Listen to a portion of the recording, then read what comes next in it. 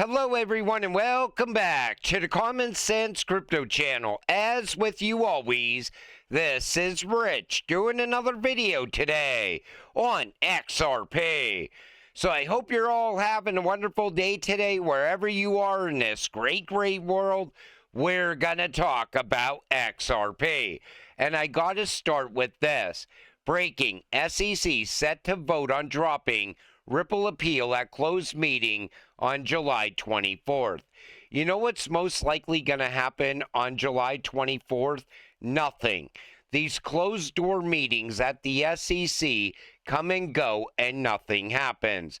You know when this case is going to end? When we all least expect it. It's going to come out of nowhere, and then we'll find out that the case is over. Dan Donnie of the Dtcc speaking on moving $100 trillion worth of assets on blockchain. Take a listen to this. This example with real-world assets, this is now a very real disruptive force to traditional finance. And for example, in our case, our focus right now is bringing $100 trillion worth of assets that Dtcc is responsible for on-chain. Many folks here may not know who Dtcc is and what we're responsible for. We're the principal record keeper for the U.S. financial markets. So we are all publicly traded securities. We hold a principal record keeping role. We're responsible for T+1 settlement. We're owned by the major banks and institutions. So effectively, we're a DAO for the U.S. financial markets. We're determined T+1 settlement is not good enough.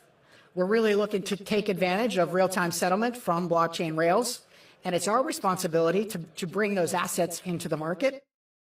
Now, out of that $100 trillion worth of assets, I think they're going to be scattered over multiple chains. I think a few trillion will end up on the XRP ledger. Some will end up on the Hedera network. Some will end up on Stellar, XDC, and so on. I still think maybe the XRP ledger grabs a bigger portion of the 100 trillion, though, because they've been working with the Dtcc for a while now. Let's see where this goes from here, because that's a massive amount of money. $100 trillion worth of assets. That's huge. The more assets that are tokenized, there will be more assets traded on-chain. The cryptocurrency is used to establish liquidity between the asset pairs. The higher the market cap, the more liquidity the cryptocurrency has between the asset pairs. The more liquidity, the higher the potential volume between exchange pairs. This is what's going to push the price of XRP, not market cap. Take a listen to this.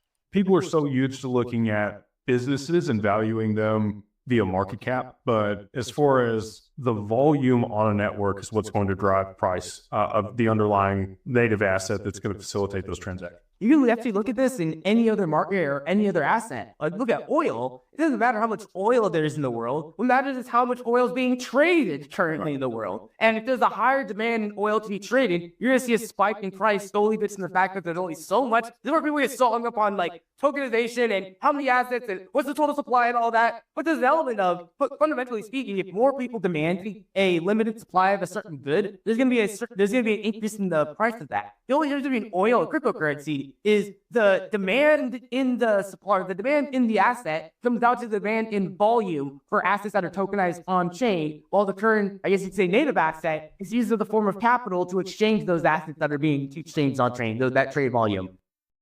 That's why XRP as a liquidity provider is going to really push the price up. It's going to come down to supply and demand, and there will be scarcity for XRP as well. So when people talk about those very high prices for XRP, there's multiple paths to getting to those price points. It's not just one catalyst, it's multiple catalysts, and it's a lot of volume coming over the XRP ledger as well. It's the same reason I always told you, you really don't want XRP pegged to the price of 1 ounce of gold. It's going to be moving way more value than that.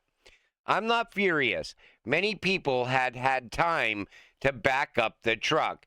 So why XRP Army members are furious about the all-time high?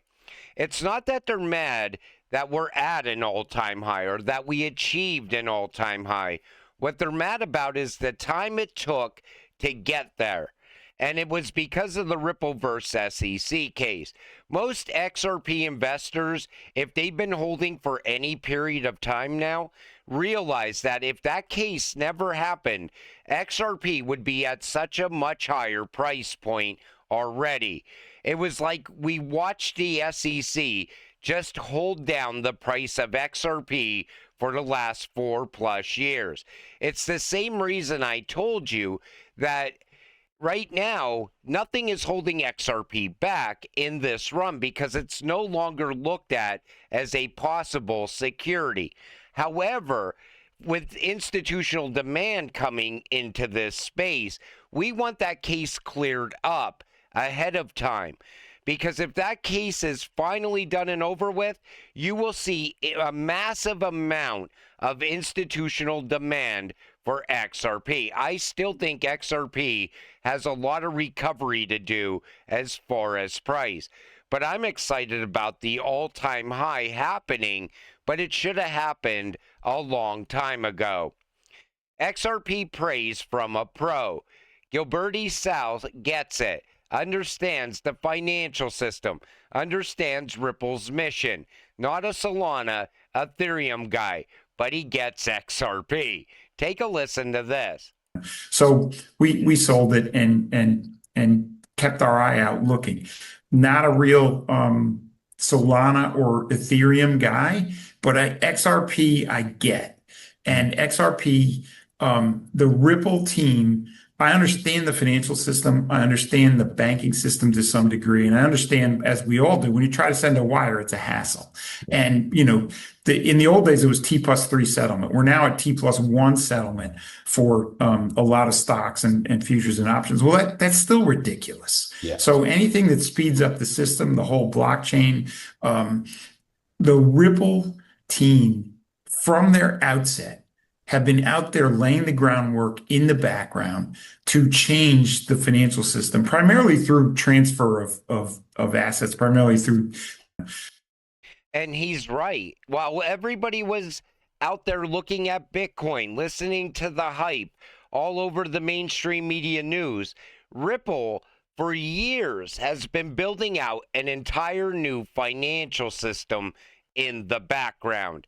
And that, again, is what gets us to very high prices when XRP goes live on all of those rails.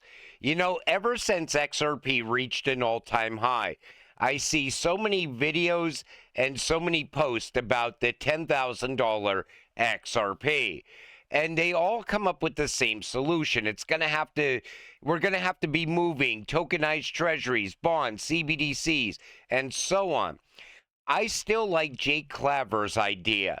He talks about a $1,000 or $1,500 to $2,000 XRP by January of 2026.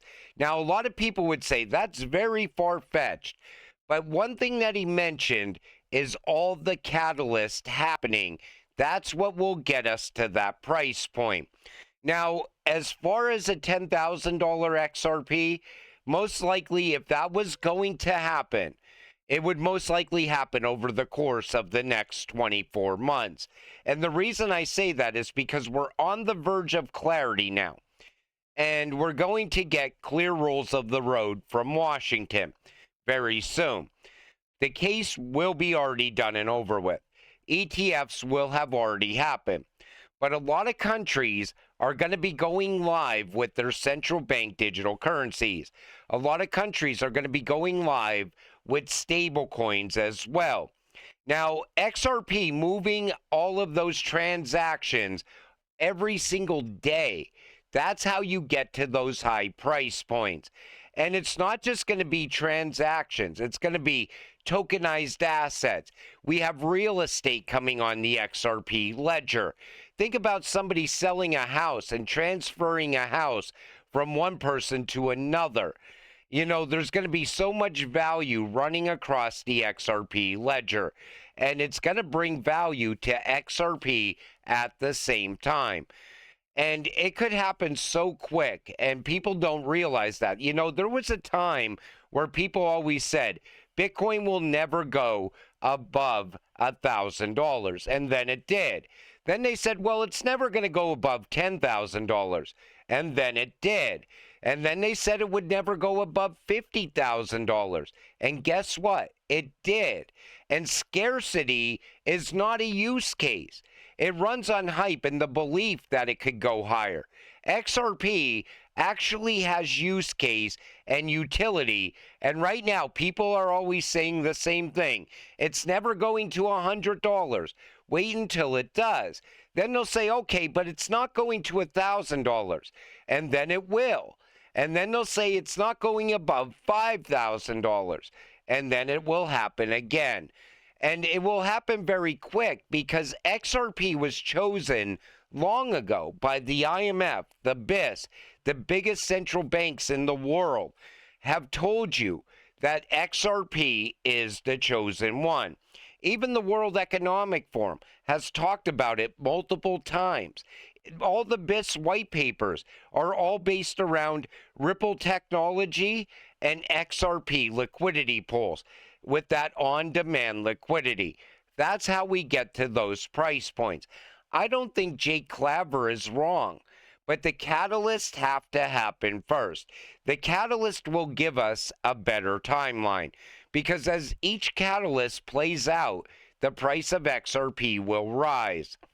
This comes from Eleanor Tourette, Senate Banking Chair, Senator Tim Scott, Loomis, Haggerty, and Bernie Monero have just released their long-awaited market structure discussion draft.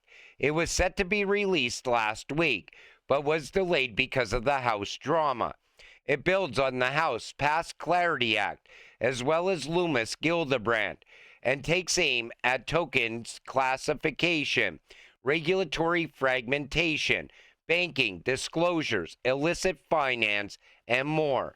The senators are also issuing a request for information asking for feedback on 35 plus topics ranging from SEC, CFTC jurisdiction to token classification, stablecoins, custody, investor protection, DeFi exemptions, even pig butchering scams.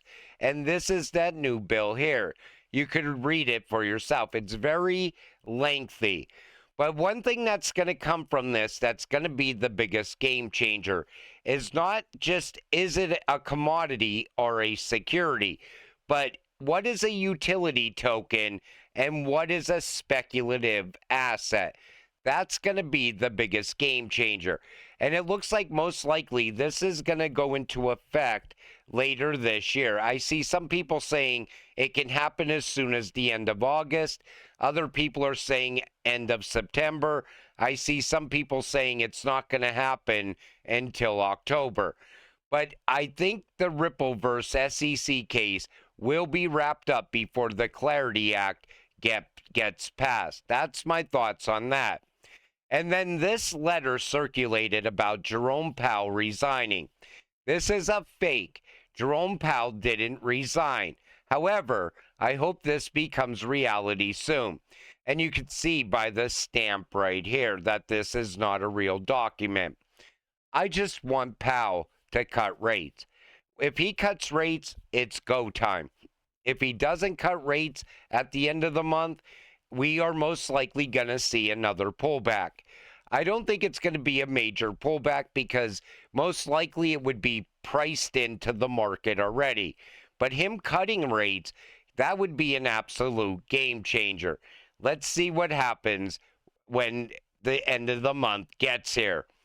But Like I always tell you, XRP holders, however this ends, it ends with us getting rich. That's the way I look at it.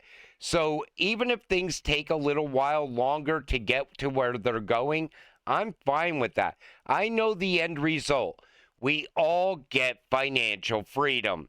And until it happens, stay patient, stay excited, and let's get rich together. With that said, I'm going to wrap up this video. I want to thank you all for watching. I appreciate all of you. I'll see you in the next one. Have a great night.